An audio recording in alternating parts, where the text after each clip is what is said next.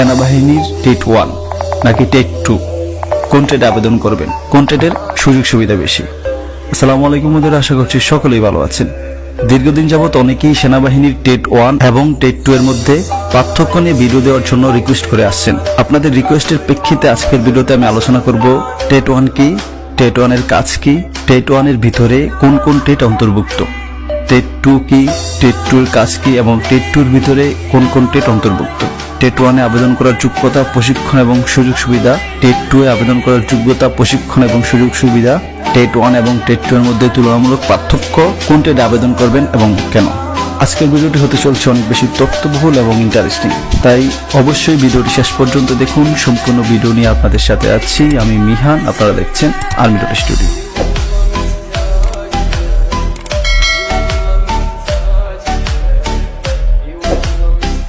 TET 1 কি? সেনাবাহিনীর যে সকল সদস্য যোদ্ধা, অর্থাৎ যুদ্ধকালীন সময়ে যাদের কাজ হলো সম্মুখ সমরে শত্রুর মোকাবেলা করা, সেই টেটের সদস্যদেরকে টেট 1 বলা হয়। টেট 1 এর কাজ কি জানার আগে জানতে হবে টেট 1 এর ভিতরে কোন কোন টেট অন্তর্ভুক্ত। যে সকল টেট 1 এর ভিতরে অন্তর্ভুক্ত তার সবগুলো যদি বলতে চাই তাহলে ভিডিও অনেক দীর্ঘ হয়ে যাবে, তার চেয়ে বরং সহজ ভাষায় বলি। আর্টিফিশিয়াল টেটগুলো ব্যতীত সকল টেট 1 এর অন্তর্ভুক্ত। এখন প্রশ্ন হলো আর্টিফিশিয়াল টেট কোনগুলো? এটা নিয়ে টেট 2 এর পর্বে আলোচনা করব। টেট 1 এর কাজ কি? যুদ্ধকালীন সময়ে সম্মুখ সমরে যুদ্ধ করা আর শান্তিকালীন সময়ে সেনাবাহিনীর বিভিন্ন গুরুত্বপূর্ণ দায়িত্ব পালন, ইউনিট নিরাপত্তা প্রদান এবং প্রশিক্ষণ গ্রহণ করা। টেট 2 কি? সেনাবাহিনীর যে সকল সদস্যদের কারিগরি কাজের জন্য আর্মিতে ভর্তি করা হয়েছে এবং যারা আংশিক যোদ্ধা তাদেরকে টেট 2 বলা হয়।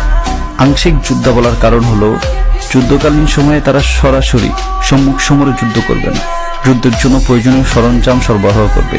টেট 2 বা আর্টিফিশিয়াল টেটের অন্তর্ভুক্ত টেট সমূহ হলো ইএনভিআর, কার্পেন্টার, টেইলার, পেইন্টার, ব্যাটসম্যান, পাচক ইত্যাদি। টেট 2 এর কাজ হলো শান্তিকালীন সময়ে নিজেদের পেশার কাজ করা এবং যুদ্ধকালীন সময়ে নিজেদের টেটের কাজ করার পাশাপাশি সম্মুখ সমরে নিয়োজিত সৈনিকদের সহায়তা করা।